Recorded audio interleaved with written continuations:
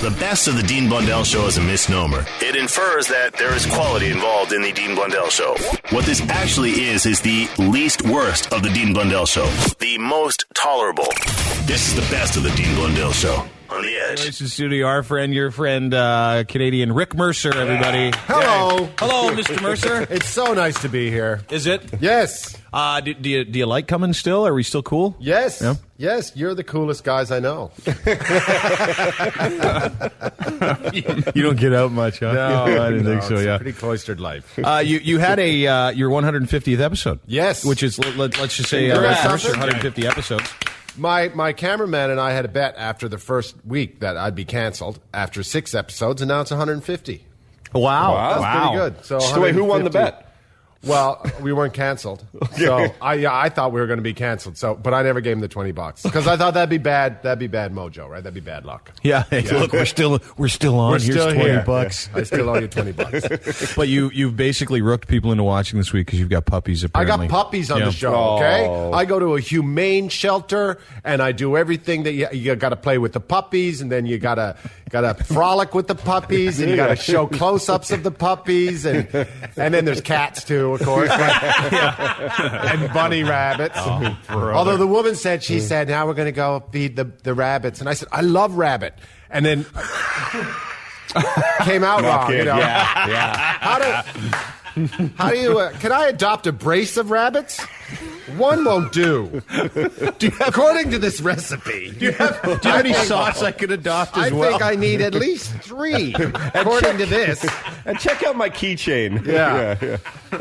But I love the puppies. And the big dogs, too, of course. Well, what do you do? What do you do with the? So you go to the Humane Society, but you just have puppies on? What do you? No, there's other dogs as well. What do you?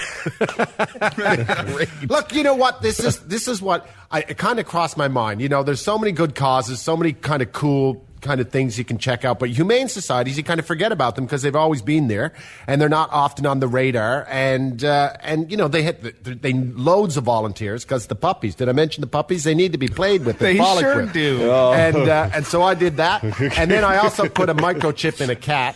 Did you ask first? The cat didn't mind. Oh, you're kidding. I couldn't believe it. I thought the cat's going to freak. Nope, the cat was what do you do when you put the microchip in? Just like it's kind of like, you know when they take the thing off your clothes when you're buying a shirt or something. So it's kind of like that. Tag. It's like a security tag, but it's underneath. So you can't take it to the mall and leave a HMV or something? And then you just run a scanner over the animal.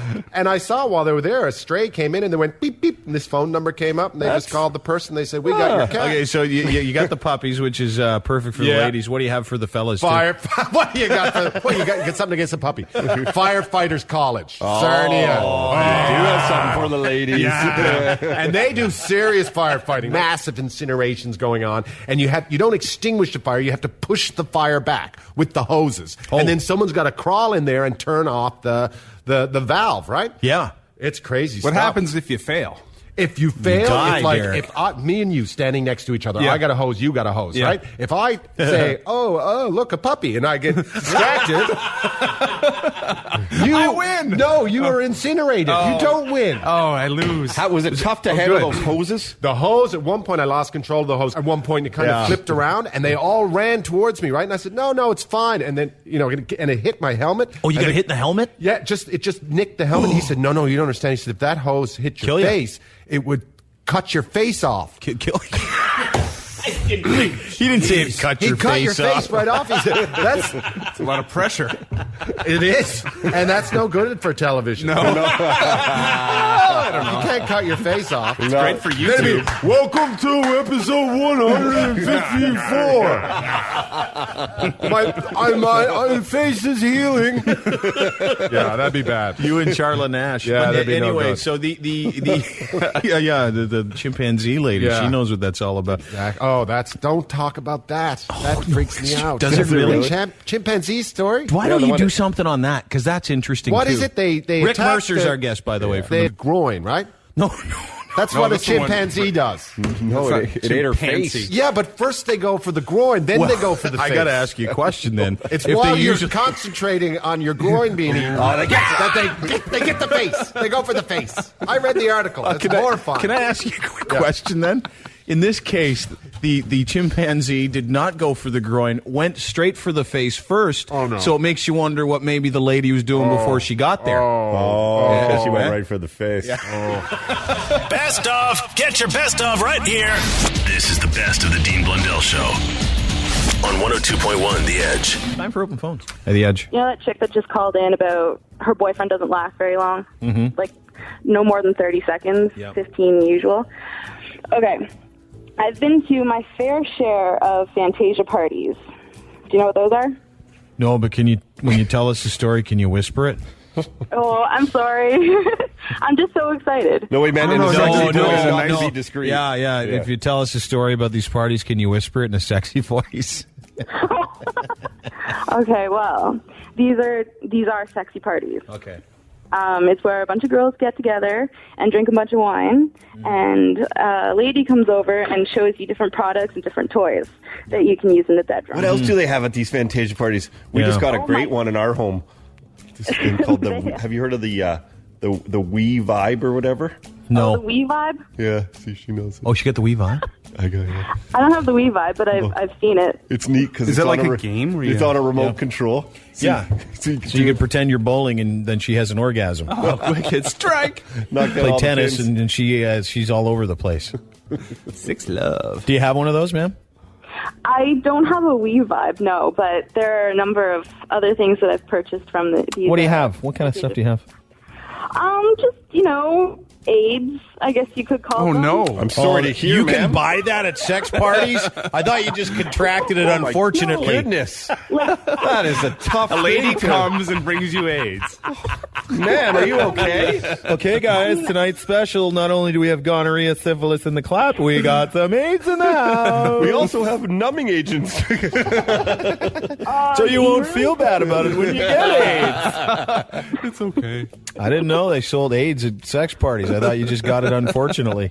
I didn't know you could intentionally purchase AIDS. I know what you mean, yes. Helpful toys. Yeah. I could. Oh, you could say. AIDS. What's the biggest one you have? Oh, I get it. Oh, I'd rather not disclose. The hearing aids Come are on, what's the awesome. biggest one you have?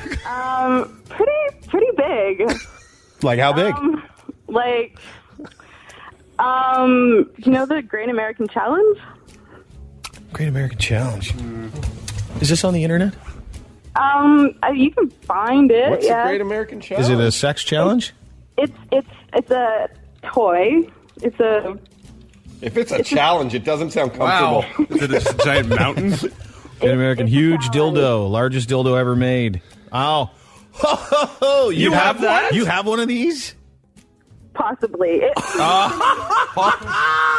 Does it? You know what? It makes a pop can. You know what it makes a pop can look like? A thimble. Wow. Does it slur your speech? They show the size of it because they put it next to a pop can. Great American huge So you challenge. can really see how big it is. Great American Challenge. Todd was right. It doesn't look comfortable at all. Anything with a challenge in it is not comfortable. I mean, that's a challenge. It's a challenge still. I can't say I've accomplished it. Oh, I see.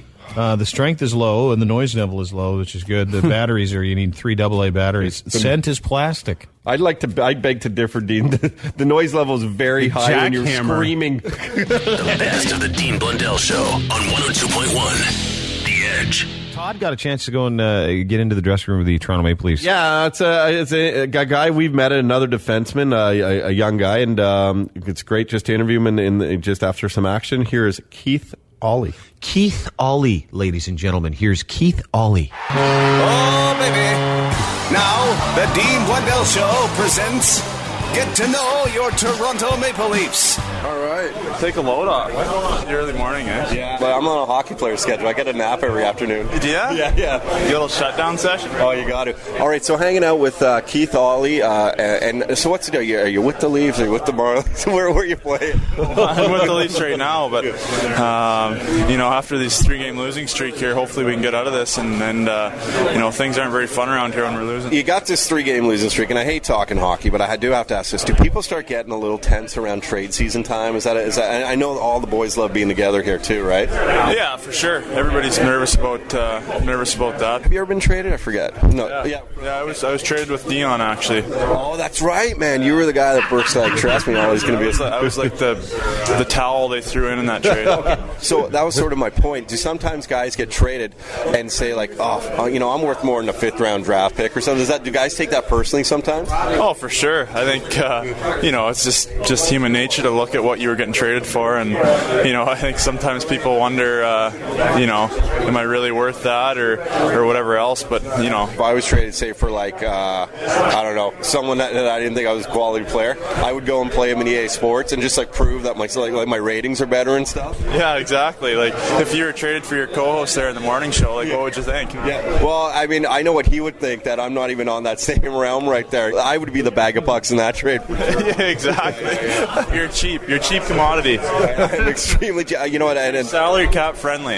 Exactly, and you only have room to grow at that point. What makes like a tough guy like you and hockey players? Like, you guys get sense? Have you ever cried? Do you have emotions? Or are you just robots? Are you just pure men out there? Well, I don't know. Any movies? Any girlfriends ever dump you? I don't know if we cry. Maybe there's some movies. I hear some guys talking about movies that make them crack up a bit, but you know, I don't think we ever cry during the game or during you know, anything hockey related. But maybe there's a softer side of life that maybe you know, maybe we have a little bit of emotional touch. I don't know about girlfriends. I've never cried over a girlfriend. Okay. Have you? I look at me. Of course I have.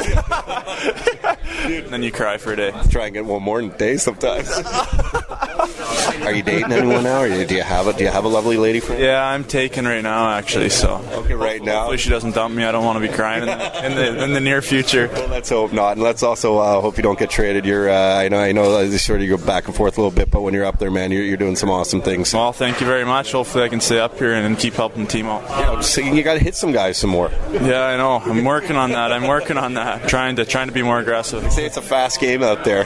Yeah, it's pretty quick, I guess. It's pretty good league. And music. What kind of music taste do you have? Country music. It's all country guys in the room, I find. I don't know about that. No? I don't know what Tyler was just telling me he's a big country guy. Yeah, he says he is, but then he'll come in here and he'll flip on some, you know, rap and everything else. I think he just tries to be a fan favorite. But no, there's quite a few Western boys in here, so there's a good country flavor going on. Good Western. So I guess you like the temperatures dropping down a bit too, make you feel at home. Yeah, perfect. Make it feel like hockey weather. Awesome, man. Well, listen, it was great talking to you, and good luck. Go kick those Canadians' asses on Saturday. All right, bunch of brats. Yeah, exactly. Thank you. Thanks for having me on. Alrighty, I'll talk to you later. Get to know your Toronto Maple Leafs on 102.1 The Edge. This is the best of the Dean Blundell Show on 102.1 The Edge. This is your Edge. Hold it. Files with Dean Blundell on the Edge. A Miami urologist has been accused of mangling a patient's penis so badly it had to be amputated, and it isn't the first time. That the guy's penis was amputated? Bingo. Big no, guy. Really? Oh, I thought I was being an idiot by saying that. Okay. Dr. Paul Perito, a 50-year-old, is once again facing a lawsuit after amputating a man's penis following a series of botched operations. The physician's already fighting an ongoing lawsuit by another patient who claims to have lost his penis at the doctor's hands, too. So, two separate ones. However, this one guy, he's cut off his penis 4 times, and I'll explain it in just a second. Man. I know, it's the best story ever. Latest lawsuit, apparently a series of botched operations. Some dude had his penis amputated. According to the New York Times, the doctor said he is most responsible for robbing him of his manhood. The 51-year-old Floridian, only known as Hank, filed a lawsuit to the Florida Department of Corrections and 6 doctors, including Perito, after 4 penis surgeries with increasingly catastrophic results. Increasingly catastrophic penis surgery results. Those are all words you never want in the same sentence after you wake up in the hospital. Maybe increasingly catastrophic results. Increasingly. Here it is. Hank had to undergo, listen to this, a partial penectomy. Quote, when I woke up, I had a hose run up inside me and everything else was cut off. Completely amputated, Hank told the New York Times. He was close to tears when he was talking to the reporter. The doctor denied any negligence in Hank's treatment, blaming the patient's actions on omissions. Hank spent 2 years at a correctional institute. When he started to develop blisters on his penis, well, he must have been going fast. Yeah. He was the king of that castle. Hey, I say. Oh, I'm going so fast, I'm getting blisters. You know the amazing thing about this story, too, is Hank wants to keep his last name completely... Of course he does. There's a picture of him in the story. Oh, that really helps and his out, wife. bud. And boy, does he look sad. How could you not? When I woke up, I had a hose inside me. Everything else was cut off and amputated, said Hank. Doctor denied any wrongdoing. What? Hank spent 2 years in a correctional facility, like I said, where he developed blisters on his penis. I don't get that part. The blisters on his penis? Yeah. What do you think happens in prison, big guy? That's all it was, eh? You got it. Yeah. He was sent to a hospital where Perito examined him. Hank told the New York Times the urologist stripped it of the contaminated tissue, which was extremely painful. Well, I guess that was all of it. Oh. Well, not the first time. Yeah, okay. So he stripped it. He basically pulled the first couple layers of skin off the guy's can do penis. that? Yeah. Oh, this whole thing. And then packed it with gauze and stitched it up. He attached 3 strings to pull the packing out like a tampon in 5 days. Oh, come on. In an apparent bid to cut costs, Hank was sent to a different hospital so they couldn't be reached for some type of, like when he got the surgery done. Yeah. They moved him to a different hospital so he couldn't be reached to, so another doctor could say, hey, what'd you do here? Let me figure this out with you. So apparently it got infected. The gauze was not removed for at least 3 weeks after Hank's penis became infected. Story, eh? This is awesome. It just gets worse. After what's left of Hank's penis became infected. Yeah, what's left? Another urologist treated him for gangrene. Within the next 3 weeks, Hank endured 2 more operations, progressively cutting off his penis. The doctor was called back to inspect what was left of his handiwork. 3 days later, Hank had the complete penis amputation. Oh, gangrene of the pecker. Yeah. Rarely heard of since the 1600s. Yeah. Ships. You get gangrene, eh? You look at that, you go, why couldn't it have been my finger? Yeah, anything but. I know. An ear. I'll even take a nose or an eye. My penis. Asked by the New York Times this is funny, if he still experiences sexual urges, Hank broke down crying, saying, quote, sometimes I have dreams, but I am in so much pain. Sex is the last thing on my mind. They can never replace my penis. They can't even give me a rubber leg. I don't even know what they'd put there, Perito said. Just gone? It's gone. Has no idea. How awesome What is would that? you do? What would you do? You know how Yeah. when you lose a hand or a finger, they say you have like phantom pain? Yeah. I wonder if you could get phantom pleasure. You see him like masturbating with nothing? Nothing. With a fan. Man, look, guy's a great mime. Must have been huge. Or air humping. Air humping. Yeah. Air humping. If I had one, it would go like this. this big, you know? Yeah, it used to be. I had one that was this big. Yeah, It took you might him as 4 well. surgeries. Yeah, to get it down to nothing. It dragged on the 4. ground. How do you think Yeah. it got infected? Yeah, you can tell anybody anything Yeah, now. at least that's the Doesn't only thing matter you have. anymore. Yeah. It had lights and gold on it. It's decorated for Christmas. Those are your Edge Files, whatever the hell day it is in February, the year 2012. The Edge Files on 102.1 The Edge. Oh, well. Looks like Dean left a note here. Play these best ofs while we're gone, you stupid I think we all get the point. This is the best of the Dean Blundell Show on 102.1 The Edge. We got one guy on the phone, and we got one guy in studio. Jason Mewes, everybody, is here. Jay. Yay! What's up? Not much, man. Just, I was getting yelled at by the wife because she said I was late. Well, she said, well, Well, she said I was late because... how does she do it? Like when she yells at you, what does she say? Like, how does she sound? She's like, you're a piece of you should... You're a piece of junk. I'm sorry. Yeah. Dude, it's fine. Worked out. You're right on time. Yeah. And we'll find out if this actually happens a lot because Kevin joins on the phone. Hey, Kev, how are you, dude? I can't say anything about his lateness. I'm not even there. No, but like, does this happen? Like, does his wife get on him all the time about being late and showing up for stuff? He's. I wouldn't cast him as the henpecked husband, but he does take a lot of guff. It's surprising. But for her, does she beat you? Are you going to get beat when you get home? No. Well, hopefully. I mean, I don't know. Kev, have you seen him get hit before? Never saw him get hit, but I've heard her address him in the voice where I know when he gets home he gets hit on the head.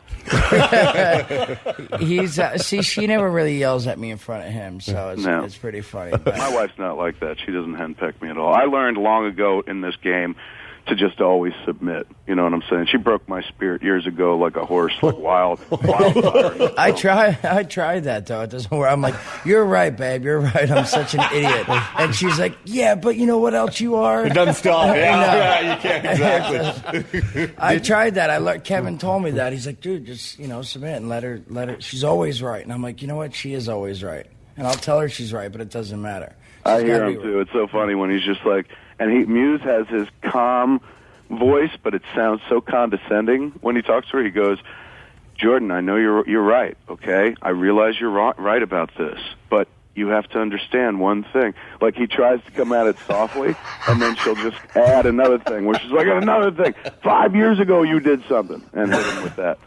Yeah, but the whole thing, Wow. The whole thing with submit, it's not something. I'm getting divorced now because I don't submit. Sure? You're finalizing yeah, it's getting done. I'm out. I know we talked about it 2 years ago. I was going to say. No, Kev, I've known him for 11 years. I think it's been talking about that. I know I've been talking about it for 11 years. When he makes up his mind, boy. Yeah, but that didn't work either. And it's funny because I tried everything. I tried like, whatever you need, let me help. And then she's like, oh, you're trying to placate me. And then you start why don't you shove it? I'm not putting that there. I'm not stick it. And then he's like, well, now she's mad again. So there was really no winning in that situation, so I don't even know how to tell you. Now we know why you got divorced, because people are throwing around harsh terms like stick it. Oh, there's way more harsh terms thrown around in that house, I'll tell you that. That harsh term, placate. That really sounds like a Canadian divorce. Oh, stick it. That's it. We're done. In America, it's a lot worse. It's just like, well, we're done. Oh, no, we're not. And somebody draws a gun and kills somebody. No, there was just a lot of words that rhymed with sucker. But it's marriage, right? How long have you been married, Kev? It's coming up on 14 years. You still love your wife. You tweet about your wife all the time. Like crazy. Not more than, look, love is one thing. It's easy to love people and whatnot. I still screw with my wife. That's the important thing, man. Like, she still does it for me. You said something to me 2 years ago. You said, my wife is F to me. That's what she is, my partner, but she represents this wonderful physical connection, right? I've always felt like, people tell you, oh, love can get you through anything. Love is love and love, love, love. And I believe in love in a big, bad way, but we all love people, and we never really stop. Like, once you love somebody, even if you don't love them intensely anymore, you never want to see bad come to them. You're always kind of looking out for them in some small way. Even so all the people that I've dated, all the women I've been out with and whatnot, or dated for a while, I still love them somewhere. Like, that love doesn't die. I don't sleep with them. That's the big difference. So, to me, it's like the love equation. You could love a lot of people, but, like, you only sleep with that one person. If you're in one of those kind of exclusive relationships or a marriage or something like that.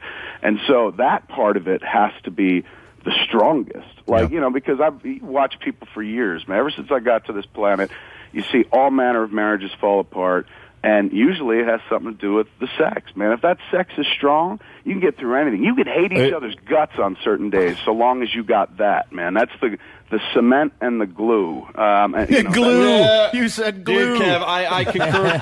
I concur completely. I've been saying it for years. Sex is the most important thing, because other than the bung piece, we really have nothing in common with women. That's it. Yeah. We've said that, dude. Well, maybe I do. I got boobs, so I got The biggest and the best. This is the best of the Dean Blundell Show on The Edge. Time for listener email. Hey, guys, can't get enough of that Muffin song. Hey, I love you guys. Shows as funny as hell, so I watched Pound on my Muffin on your blog. I love the fact she has a muffin ring on in the video, and they're driving around in a 99 Camaro with an old guy driving it. I think it's her dad. Yeah. So proud. That's my daughter singing Pound on My Muffin.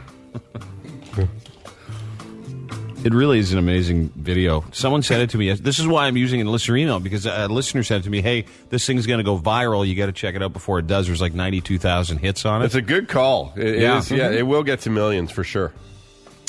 The singer's name is Shira, and she sings a song called Pound on My Muffin. It's exactly what you thought it was. It's exactly what you think it is.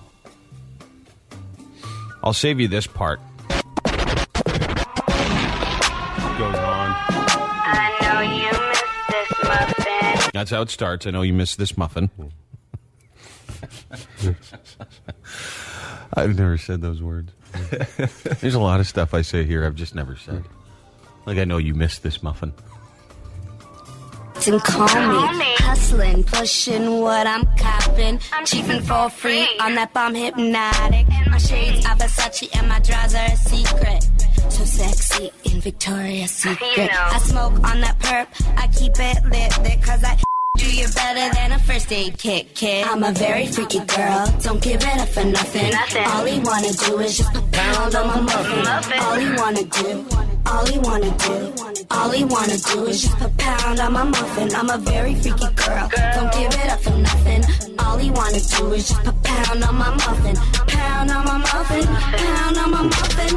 All he wanna do is just put pound on my muffin. Yeah? In the song, she says, I don't give it up for nothing, but she's inviting a lot of people to pound on that muffin. Maybe she's just hanging out with the wrong crowd. What are you, 80? With the wrong set of friends. The best is the guy that raps at the end, too. This is a couple of stanzas or verses in. I don't know what it's. Stanzas. Whatever. This is a few lines couple of slangs in. Yeah. There's a few muffin poundings in. But this is where the dude comes in and he helps her rap, and you got to listen to what he says about knocking the berries out of that thing. It could be the funniest line in any song ever. Pound on my muffin. Pound on her muffin, yeah, good. And she called me to come and screw it. And knock the berries out that thing, and then I all around. And all right. You know, it's interesting because when she sings, she's all in control. Yeah. But when he starts in, he's talking about how he's playing her. Well, it's some type of hip-hop sexual dance, Derek. I guess so, but I don't think she's as in control as she thinks she is. Well, I don't know. I think so. Because she's got the first and final say. True. Yeah. All right. Did he say he's knocking the berries out of that? He was. Yeah, out of the muffin? Yeah. Apparently that muffin has berries in it. It's messy. I'm confused, though, because if you watch the video, well, I mean, I did a little research on it, but they show cupcakes. They don't show muffins. Well, as we in know America. Yeah, exactly. But then berries, you would think as a muffin. You wouldn't think as a cupcake. You don't think a berry Once cupcake. again, Todd, in America. Yeah. Culinary rules don't apply. Nothing applies. Okay. No. Muffins or cupcakes. Donuts. They think, dude, they are convinced in the States, and I was just there. Sunny D is orange juice. Oh, convinced. yeah. And Tang. Yeah. Poontang. tell you where I meet her. She know how I beat her. And she love how I treat her. Bitch can never play me. She getting money daily. And I hit it running trains on her like lately. I'm a very... Whatever. I don't know Like, what you said. Busy's like saying, I laughed at that. That's what I did. Man, that was funny.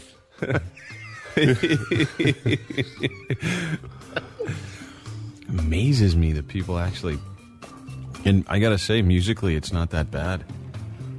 I mean, it's catchy. Yeah, it is. Again, it's like to me, it's like a Lonely Island sort of thing. Something you'd see Andy Samberg in. James, James says, "Hey, Diener, what would the guy version of "Pound on My Muffin" be?" Pretty much any song ever written about a chick. Really. Ride the donkey. Let me ride that donkey. Except it's a guy singing it.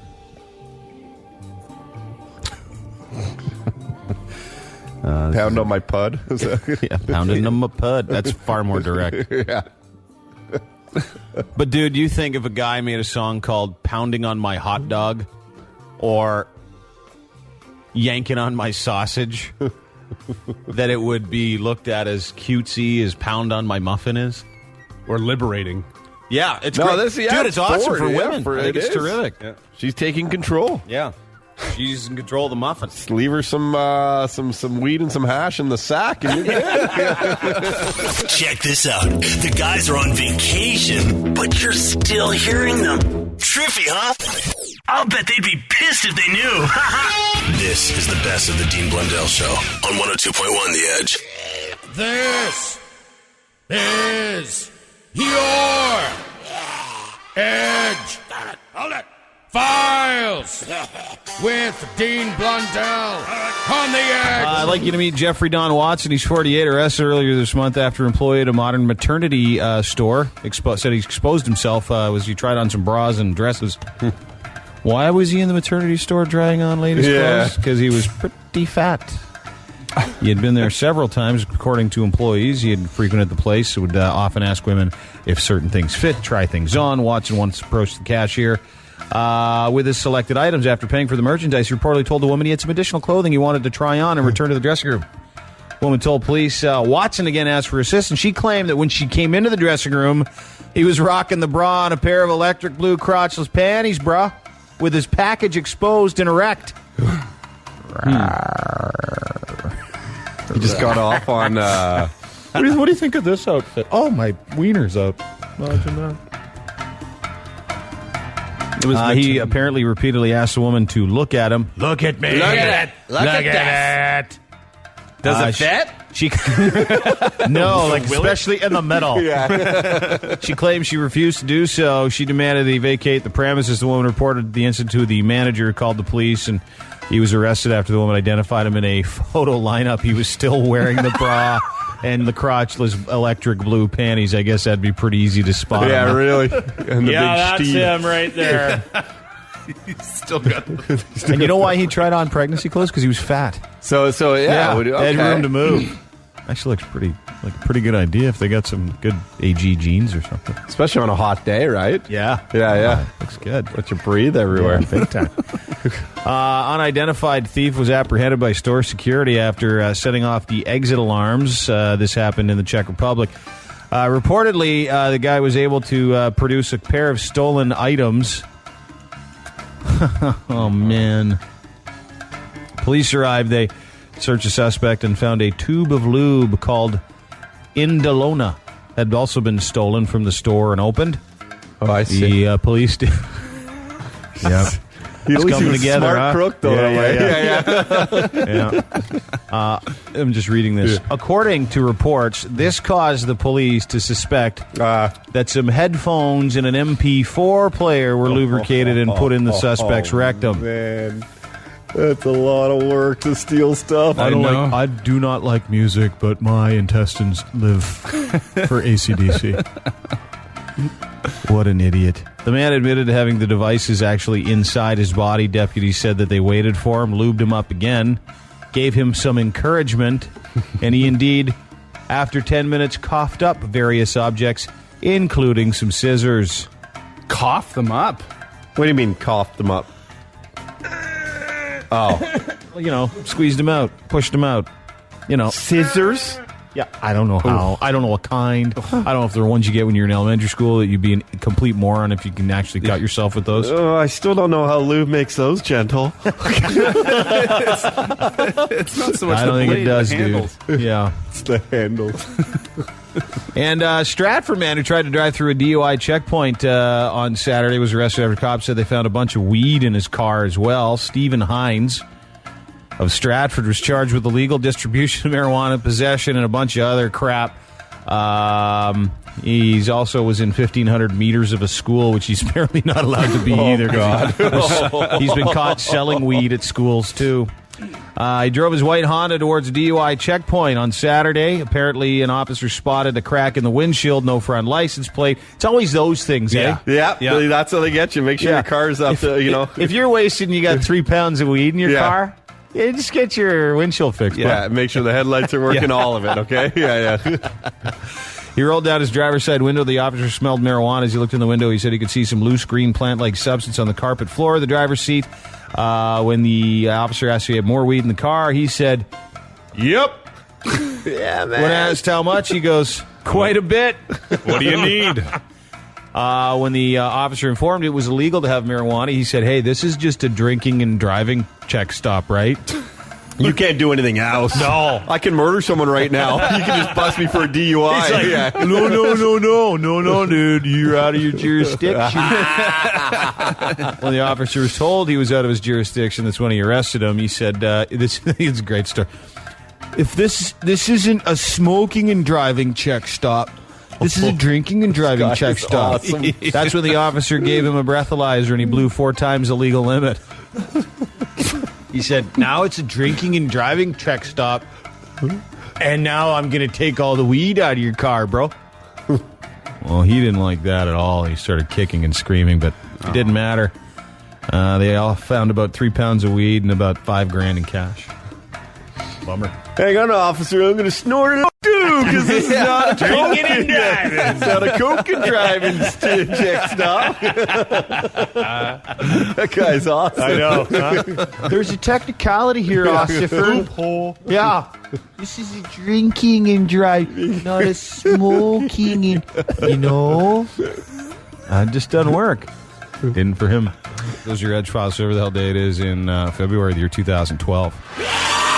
The Edge Files on 102.1 The Edge. Dean Blundell Show. The best of the Dean Blundell Show on The Edge. Join us on the telephone from Los Angeles is Daniel Baldwin. Hello, Mr. Baldwin. You have a pretty visible history of Well, I used to hang with Charlie Sheen, so. Yeah. I was at the opening of Planet Hollywood in Vegas, and I'm there with my brother Billy. Driving up on a golf cart is Charlie and Robert Downey Jr., and Charlie looks at me, and Charlie looks like he's been up for about 19 days, and he just looked at me and goes, dude, I'm so glad you're here. And my brother Billy snapped right up and went, hey, stay away from my brother. He's got 90 days sober. I don't want him anywhere near you. And Charlie's like winking behind Billy's back going, call me later, Dad. so, because, I mean, you still play these games with Emilio's, Alec, me, but, it's a riot, So this is many years ago. And so I finished the golf tournament, and Billy and I go back, and I think we were staying at Caesars or wherever we were staying, where everyone from the tournament was staying. I go to my room, and underneath my door, there's a little one of those guest message things. So it says, call me in suite 531 at the DI right away. Now, I, for many, many years at this time, had this incredible crush on Susan Anton. All I know is that she talked to me like 3 different times in this golf tournament, and my head immediately goes to my ego and says, it's Susan Anton calling you. You must call her. So I call over to Pedestrian, and I said, suite 531, please. And they said, we cannot put your call through unless you know the name of the person. So I'm like, you know what, I'm going over. I got to see if it's her. So I go over to the pedestrian. I get off on 5. I find 531. I knock on the door, and the door swings open. And standing in the doorway are twin 5'10", absolutely stunning, totally naked redheaded girls. Oh. And the girl looks at me and goes, "Are you Daniel?" And around the corner, with 2 drinks in his hand and a long, like Hugh Hefner silk robe, steps Charlie Sheen, and he hands me a glass, and he goes, "I knew you'd come." That is a devilish move. So what'd you do? And I'm going, oh, God, don't go in there. And sure enough, I went in there. I came out 5 days later. When did the redheads come out? Oh, the redheads were on rotation with about 19 others, for Christ's sake. Are you serious? Oh, it was crazy. It's funny because Todd and I often talk about, addiction when it comes to how do you know you have a problem, and how do you is there a test you can take? Because Alcoholics Anonymous say, well, if you ever want to drink, then they got a problem. Or, well, if you ever look forward to having a drink, well, I look forward to having a drink every weekend. I really like it. And sometimes during the week I'll have a couple of drinks. But, then you think, well, do I have an issue or do I have a problem? Because there's no test. But I guess not leaving a room at the Desert Inn for 5 days, not caring if your liver dies, is probably a pretty good indication. Yeah, and remember, and you're absolutely right. That's a pretty good indication. But far, far before that, remember, I went to that thing sober, so I already knew I had a problem. Yeah. But remember this. There's people that wake up, and a lot of people think this is who you have to be, that your hand has to be shaking in the morning and that you have to have a drink. Or even if it's not that bad, you still can't stop drinking. That's not necessarily what it takes to qualify. There's also people that have problems as a result of their drinking. They don't have a drinking problem. So those are the people that get DUIs. Those are the people that are late for work. Those are people that are hungover. Those are people having health problems. Those are people, there's a lot of, neglecting your children, doing whatever. So you may have problems as a result of your drinking, or drinking contributes to certain problems that you have. You don't necessarily have to be somebody who has a physiological need for alcohol in order to qualify. No, it's the problems that arise from it. Because I got to tell you, I've got no problem doing cocaine. No problem at all. Good for you. I'll tell you what, it runs right through my system. It's so lovely. In a parallel universe, it would be the worst of the Dean Blundell Show. But fortunately, we're on this side, where it's the best of the Dean Blundell Show. The best of the Dean Blundell Show on 102.1 The Edge. Hey guys, I don't know if you've seen this video, but you have to watch it. This is a video. I'll just describe you the video of, and I'll put it on my blog. Can you put that on my blog? You know what I'm going to do, right? You know which video this is? Do you know which video Just get to it already. Todd, I haven't told him about this. This video is awesome. It's at 8 a.m. in the morning on a public bus in Jersey City. I want to come watch it. And it's a 400-pound man on a bus with his Walkman on, and he's singing California Girls by Katy Perry. Okay, here we go. Okay, all right. You meet in my Jeep when you go on the stereo. You can travel the world and nothing come close to the golden clothes. Once your body in the and your body in love. Can we go, you girl? We're undeniable. Bikini top, tongue kissing, so hot, so mathematical.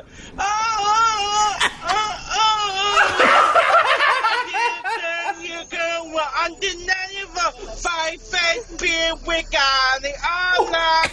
What goes in, now put your hands up. Cali.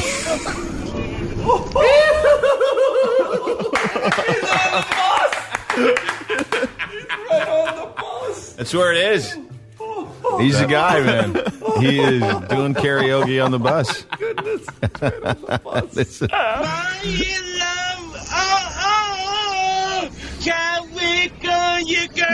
Oh, by the way, I think he thinks the lyrics are California Girls. Maybe he's a little... California, potato. I think he says something about potatoes in here, too. Bikini top. And the best part is he's not just sitting there singing it. He's pumping his little Discman in the air, or his little MP3, but he's pumping it in the air, and he's singing, and he's dancing. And he's hanging onto the pole on a public transit bus. It's only, yeah. But people are letting him sing. Only towards the end, too, does he kind of, does he notice that the people are watching him? Like, he's sort of in his own zone. Yeah. Here's another one of him singing Like a Prayer by Madonna. Oh, there's more? Yeah. Everyone knows their number. I hear you call my name, and it feels like, It's on the bus, too. It's on the bus. And the chick's going, he's awful. He's awful. When you call my name, it's like a little prayer down on my knee. I wanna take you there in the midnight hour. I can feel your power just like a prayer. You know I take you there in your voice.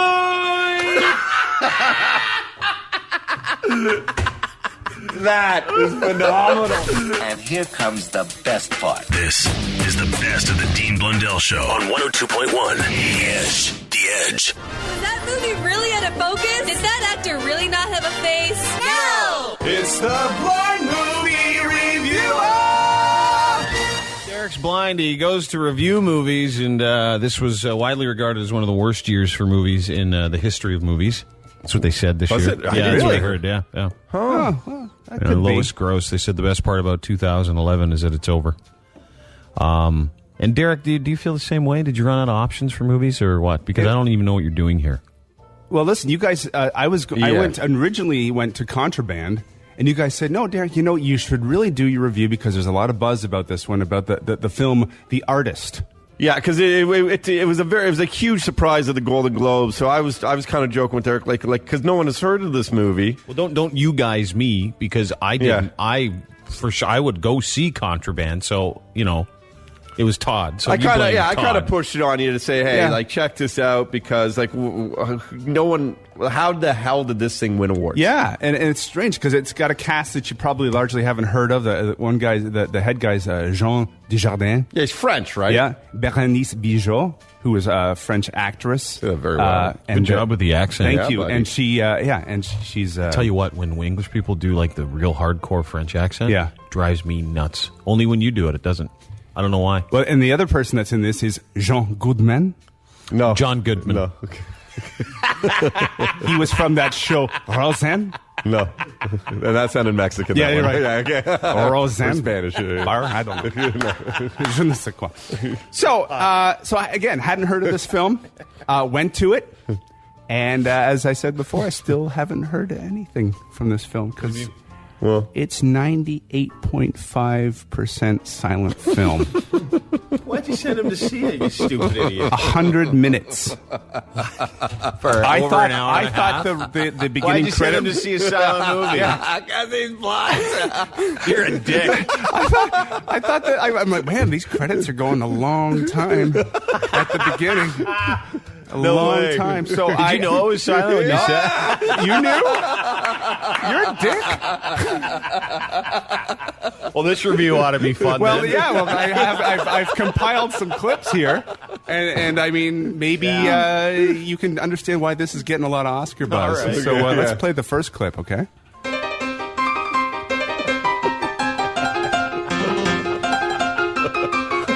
Wait for it. All right. Wait for it. This is good. It's coming up right now. Yeah. Oh. Wait. See, there's a drum roll, and then it was like the simulated laughing, but it was a clarinet. Oh, yeah. Now check this one. Now you love this one. Okay. This one.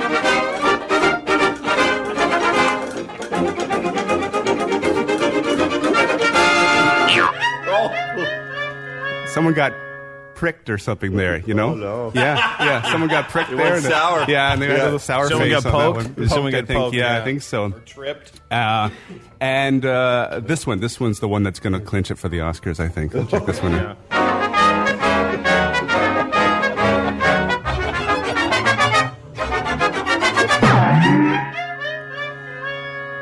Because they made the timpani drum go meow, meow. So, all Oscar contenders don't even show up because this one's winning for sure. Yeah, So all I can do is give it a blur rating. So I'm going to give The Artist blurries out of 5. And that's the way I heard it. It's the Blind Movie Reviewer! The best of the Dean Blundell Show on 102.1 The Edge. This is your Edge Files with Dean Blundell on the Edge. Time for the Edge Files. Here, everybody. Can I have a drum roll? Sean, you'll like this, eh? Archie might too. Drughead will for sure. I know I sure appreciated this information this morning. Marijuana does not impair your lung function. Oh. Good news. That's awesome, man. You might as well just say every time you smoke a dude, Burrito Boys gives you one for free. What about your brain? No, you're good too. Just messes you up for a couple hours. Right. At least not the doses inhaled by the majority of users. This is actually, it's a pretty good study. Kids, if you're listening, use this against your parents if you're over the age 18, by the way. According to the longest study ever on marijuana, which was just released, followed adults, 5,115 adults for 20 years. That's a good study. Between the ages of 18 to 30, they found that weed was almost as common as cigarette smoking in the sample. Among the participants, marijuana users smoked up about 3 times a week, while the average tobacco user smokes 8 cigarettes a day. Those who smoke both tend to do so slightly more frequently, and they said those who just smoke marijuana had actually better lung function than those who didn't smoke anything at all. It improves it. And over 100 times better than those that just smoked cigarettes. Yeah. Losers. I know. So, hey, Ma, the last time I told you when you were over and you saw that pipe at Christmas, and I said to you, no, Ma, it's good for you. I was telling the truth. I mean, I backed into the truth, but I was telling the truth. What a great story. Isn't that awesome? Yeah. Essentially confirming findings from several previous studies that have examined the association between marijuana smoking and lung function. The study was well conducted and extremely thorough, according to the medical something. The journal was something or other. Dr. some guy. It was at UCLA. It's true. I'm not even lying. So you know what? Put that in your pipe and smoke it. I'd try. 62-year-old woman accused of hammering her husband Sunday after apparently coming unglued while watching Judge Judy. This is a pretty good one. Janet Knowles was taken into custody on charges of aggravated battery after police responded to the home she shares with her hubby and found the 65-year-old guy bleeding from his headlock. According to the probable cause, the man told police he was just sitting in his recliner watching Judge Judy when Knowles lost her S and knocked him upside the head with a hammer. Apparently, when the police showed up, she said that he sided with the plaintiff and she sided with the defendant, and the defendant lost, therefore, boom, she hit her husband in the head with a hammer. You know, like when your favorite sports team scores in overtime and goes down for an 80-yard touchdown, your buddies make fun of you, and then you slap them or something? Yeah, but she slapped him with a hammer in the head, and it was Judge Judy. No, the defendant. No, the plaintiff. No, the defendant. No, the plaintiff. What was the over-under? I don't care. His head. And this is a good one. Controversial exclusion of women from various settings in Israel because of pressure from ultra-Orthodox Jewish leaders reached a new level this week with a major conference on gynecological advances. They had a vaginal conference with gynecologists where women were not allowed. Just their pictures in slideshows, apparently. Who else is? Yeah. With cartoon bubbles. Only males were permitted to address the audience. The conference on innovations in gynecology obstetrics in Jewish law is being held by the Pua Institute in Jerusalem. Had topics included. These are some of the topics. I had to laugh at these. Ovary implants, how to choose a suitable contraceptive pill, and one of the subjects of the conference, intimacy during rocket attacks. No, Yeah. are you just making that part up? Not at all. Why wouldn't it be stupid? Whole other world. How to keep a boner while stuff's going on around you. Kaboom! Kaboom! Concentrate. Get it. Oh! I lost the boner. Oy vey. Hopefully they're not teaching the suicide bomber. Yeah.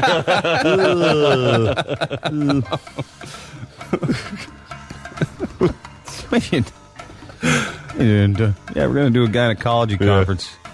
No chicks.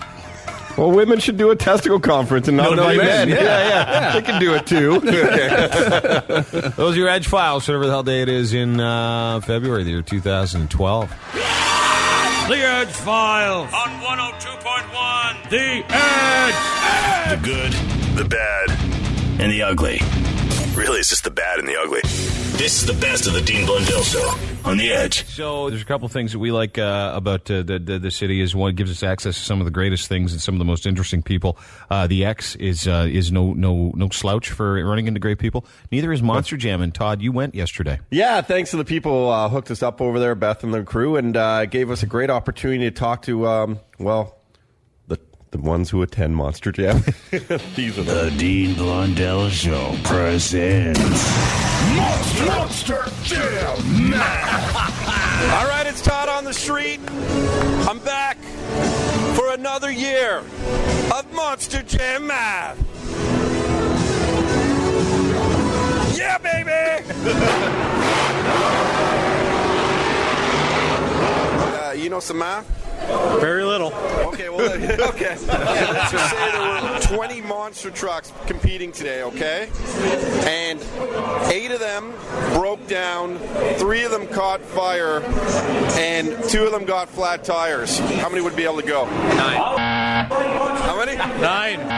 Now, say there are 35,000 people come here, and then 7,500 of them are parents. How many kids would there be? 28,000. Close. And I'll ask you, man. Say there's 35,000 people here, and say half of them are the parents. How many would be kids? 18. No, it'd be 18 and a half, I think, wouldn't it? 18,500. Thanks, boys. Played Monster Jam math. Oh, real quick. Do you know what pie is? Something I'm going to eat. Can I interview you guys for the radio? How you doing? Working radio. Is that cool? I don't know. We're asking people some questions of Monster Jam. You're good with that? Yeah. You having a good time so far? I'd be better. Okay, what's your favorite thing to watch here? Derby cars. I'm supposed to be down there right now. You're supposed to be racing. My car died. Car didn't make it. Oh, you must be pissed, man. So let me ask you a question. How much are tires for those cars? Don't forget, it all depends if you have somebody who gives them to you for free or if you got to pay. Well, let's say they're like average 150 a tire, and there's 4 cars. How much money would you need for all the tires? I don't know. Play a little Monster Jam math. Not sure. Okay. I'm no good at the math. And do you know what pie is? Fur pie. Well, are they going out to race or what? Get ready. Well, it's already here, bud. At least you got to have a few beers. How much are the beers? Too much. What is it, like $11 or something? $9.75. Oh my goodness. Say you want to drink 5 beers. How much will that cost you? This guy will tell you. We are, yeah, here with my 5-year-old, so he's having an amazing time. Just the 2 of you came down? Yeah, just the 2 of us. Where's the kid? He's got his face covered in pizza. Hi. How you doing, bud? What's your favorite thing to do here? Hang out with my daughter and go see the truck. She's just sitting over here. Oh, that's very sweet. That's very sweet. So how much are tickets to come down here? Adult, I think, were $28, and the child were $24. Say it's 28 and 24, and there are 2 adults and 2 children. How much will that cost, do you know? $111. So what is 28 times 4? 116. Close. How much is food? Is it costly? It was a bit. I think it was about $6 for fries. Say, are you doing carny math? Let me talk. Come on, Monster Jam math. $6 fries. Say you got 7 orders of fries. How much will that cost? 7 orders of fries at how much did you just say? $6 a fry. $6. 6 times 6, 36 plus 49. And is your daughter good at math? I hope so. Okay, that's good. I was thinking of asking her some questions too. Sure, let's do it. I'm here with Al, right? Yep. And you got your daughter here, so you got 3 orders of fries at $6 each. How much would that cost? Oh, I don't know, about $15. Ask your daughter. Is that cool? Okay. Hey, can I ask you a question? And this is going to go on the radio. Is that cool? Yes. So do you know what 3 times 6 is? 18. What'd you say? 18. You're smarter than your dad. Thanks so much for helping out. You're welcome. That's awesome. Monster Jam Math on 102.1